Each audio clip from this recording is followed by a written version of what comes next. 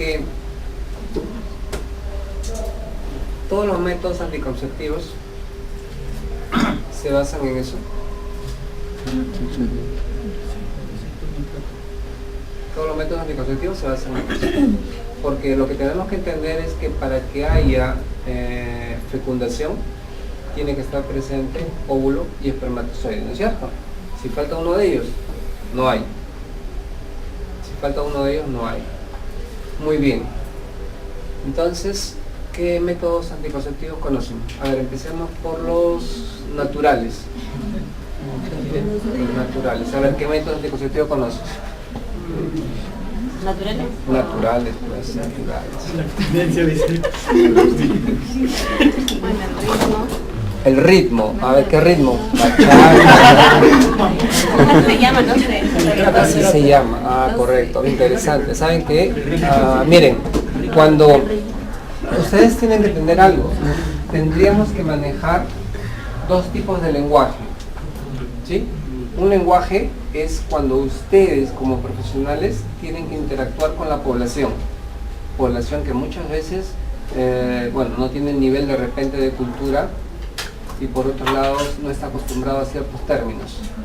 Entonces ahí utilizamos un lenguaje propio que tiene que llegar a ellos, si no, no sirve. Pero cuando ya ustedes están en otro nivel conversando, tienen que utilizar también cierto lenguaje técnico, ¿sí? Ese método del ritmo es el nombre que ustedes le dan cuando conversan con la población, cuando instruyen a la población. Pero ese método se conoce como el método de Ollino-Naus. ¿Sí? Ese es el método.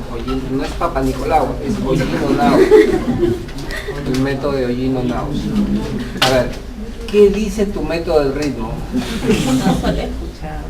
¿Solo lo has escuchado? Solamente sé que es natural, bueno, el ritmo que así comúnmente lo conocía, no sabía que se llamaba así, o sea, es un nombre técnico. Ya, correcto. Pero Después, ¿qué dice ese método del ritmo que tú conocías? La ovulación era 3 días antes, o 6 días antes, o 3 días después, o 6 días después, pero no podía tener relaciones sexuales por la ovulación. Ya, no puedes tener relaciones. Siempre cuando la mujer sea regular, porque si no es regular no se cumple, se tendría que cuidar la chica con otro método, ¿no? Anticonceptivo. A ver, veamos.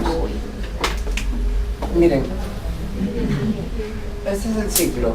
Primer día, ¿sí? Día 28, y acá tenemos el día 14, ¿correcto? Y sabemos que en el día 14 está presente el óvulo. Sabemos que en el día 14 está presente el óvulo. Muy bien, pero el óvulo solamente vive 24 horas. El espermatozoide sí puede vivir más tiempo en el cuerpo de la mujer, pero el óvulo no, el óvulo vive poco tiempo. Pero también les dije, sí, es cierto, en el día 14 se produce la ovulación, pero de repente puede ser acá, ¿no? O de repente puede ser acá. ¿Sí? Ese es el tiempo promedio. Muy bien, pensando en eso, en que el óvulo vive solamente 24 horas, pero el espermatozoide más tiempo, ¿qué se tiene? De que se le tiene que dar un margen. ¿Cuántos días hacia acá y cuántos días hacia acá? Espermatozoide 3 días puede vivir, ¿cierto? Porque si tú tienes relaciones 3 días acá, te das cuenta que ese espermatozoide puede esperar al óvulo, lo puede esperar, entonces se le da un margen. Ese margen de 4 días y 4 días te hace 8 días.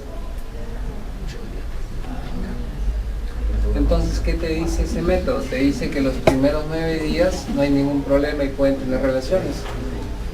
Luego vienen 8 días de abstinencia o utilizar otro método, y luego el resto, los 11 días restantes, nuevamente puedes tener relaciones sexuales. Eso es lo que te dice el método de Ollino-Naus. Pero ojo, les dice estos 9 días, pero empezando desde acá. Claro, porque algunos dicen, no, esperamos a que termine la regla y empezamos a contar. Pero si empiezan a contar por acá, miren dónde van a terminar.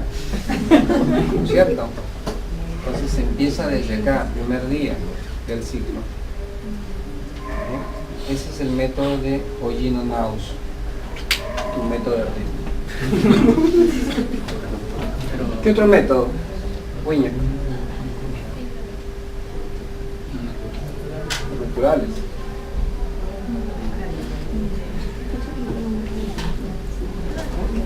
¿No conoces?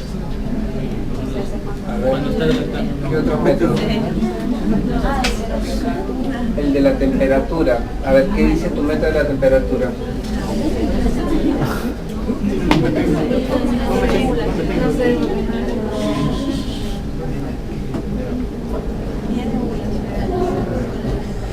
El día de ovulación la temperatura es más alta.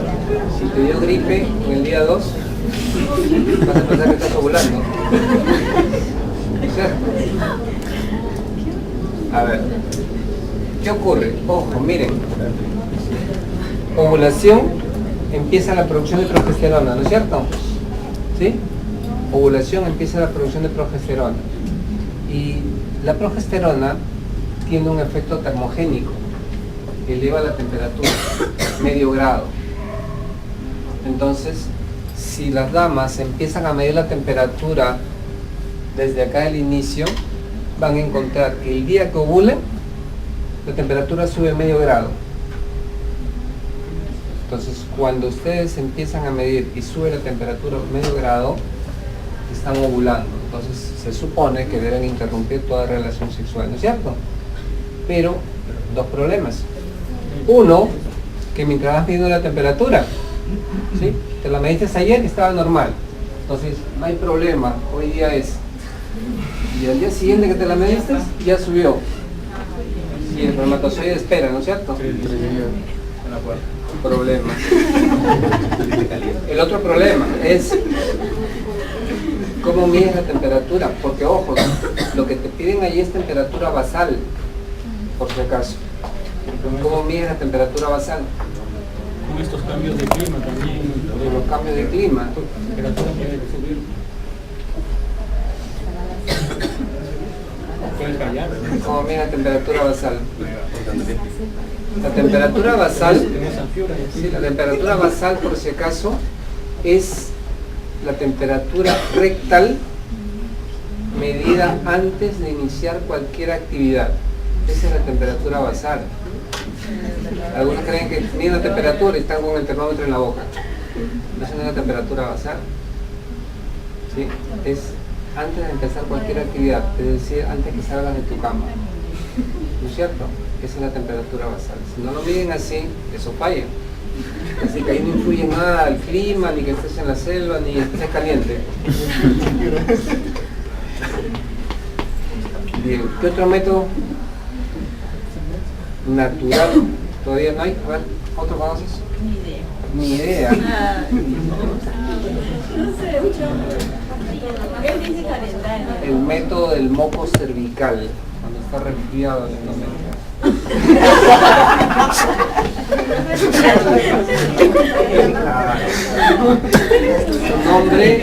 su nombre es el método de Billing, así se llama. Sí, el método de Billing. ¿Y qué dice el método de Billing? Dice lo siguiente, que la mujer todos los días, ¿sí?, introduce sus dedos en la vagina y toma una porción de moco y lo aprisiona entre sus dedos. Cuando se forme un filamento, significa que está ovulando. Entonces se supone que interrumpe cualquier actividad sexual, ¿no es cierto? Pero de igual manera, vaya, ¿no es cierto? Vaya por los 3 días. Ahora, ¿por qué ocurre ese cambio en el moco cervical? Recuerden ustedes la actividad de estrógenos. Normalmente el moco cervical es un medio agreste para los espermatozoides. No los deja pasar. En cualquier etapa del ciclo no los deja pasar. El pH inclusive es muy ácido, mata a los espermatozoides. Entonces, ¿qué sucede? Cuando el nivel de estrógenos es alto, modifica ese moco, lo hace permeable para el espermatozoide. lo hace así elástico y el pH se modifica. Entonces ese es el momento en que el espermatozoide puede pasar tranquilamente. ¿Sí? Y sí, pues ocurre en el nivel máximo de estrógenos, que justamente es en la ovulación, cuando se rompe y se libera el óvulo. ¿Sí? Entonces ese es el método de Billing. Y esos son los métodos naturales, pero lamentablemente falla mucho. Tienen que tener mucho cuidado. Lo que se recomienda es que si van a utilizar un método de esta naturaleza, vaya acompañado de otro, sobre todo en esos días, ¿no? Pero como dice su compañera, esto funciona solamente para aquellas que son regulares. Quienes no son regulares, problemas, ¿no? Problemas.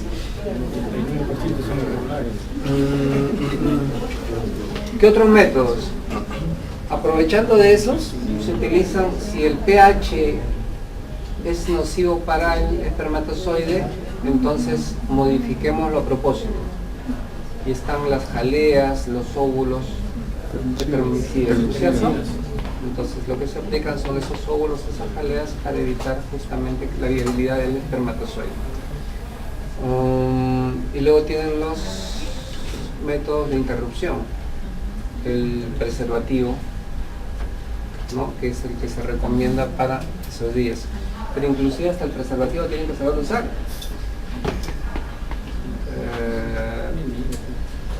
A ver, les cuento.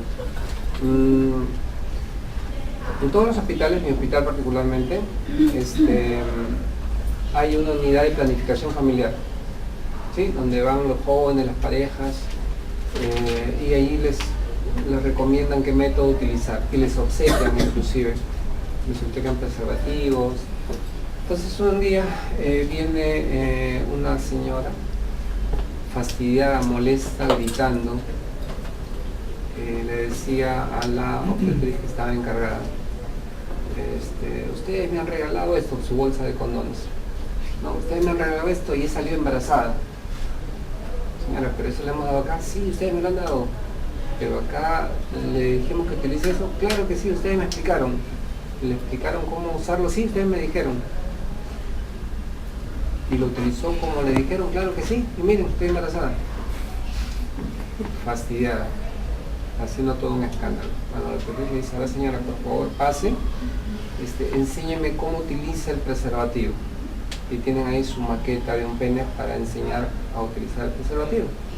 Y la señora le dice: a ver, la señora, correcto, lo abre bien, le quita el aire y lo desenrolla, lo coloca todo perfecto. ¿Usted lo usa así? Sí, yo siempre lo uso así, ustedes me enseñaron. Solo que esta puntita, como sobra, siempre la corto.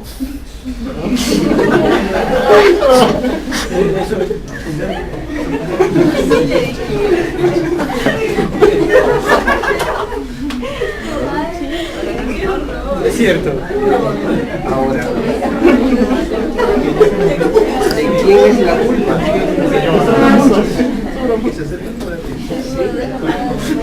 ¿De quién es la culpa? Su compañero dice de la señora. ¿Seguro que es de la señora? Porque una cosa es que ustedes le digan a alguien: mira, úsalo de esta manera. Y otra cosa es que le expliquen, ¿sí?, cuál es la función y por qué debe utilizarlo así, ¿cierto? Si no le explicaron eso, entonces ella puede asumir que eso sobra o que le queda muy grande ese foso y lo corta.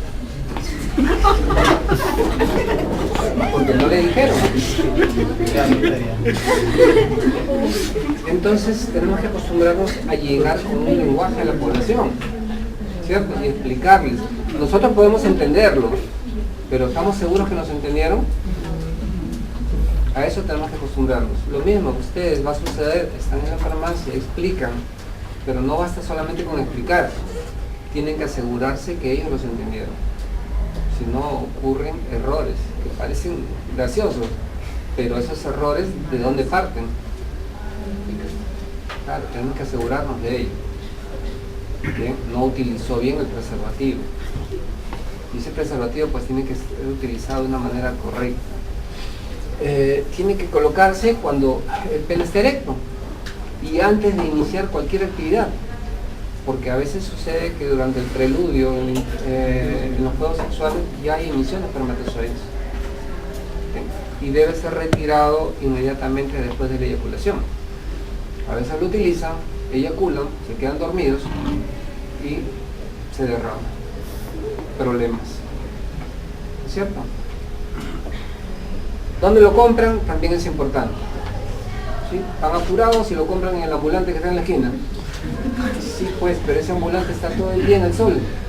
¿No es cierto? Y ese látex se malogra con el calor. O lo compraron en la farmacia, pero lo tienen metido en la bolsilla de atrás.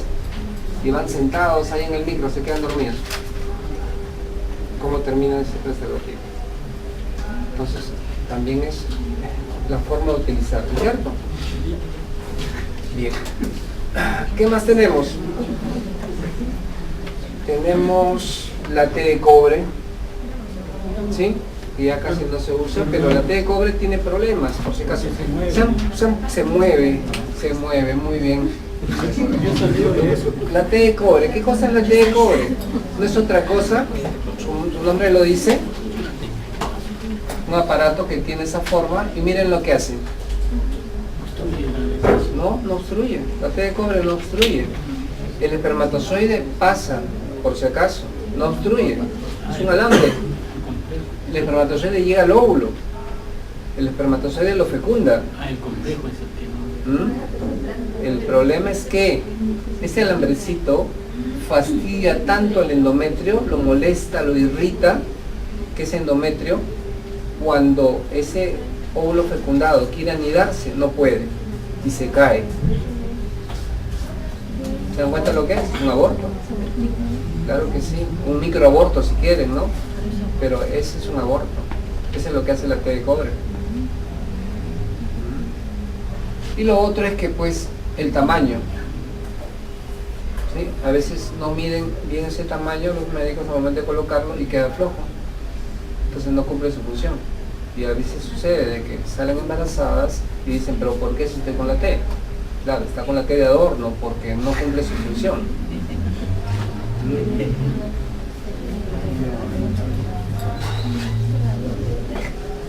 Y los métodos hormonales que simplemente se basan en eso, ¿sí? Nada más. Se mantienen en algún momento niveles altos de estrógeno y progesterona, de tal manera que no hace el ciclo, evita, es un ciclo anovulatorio, no ovulan.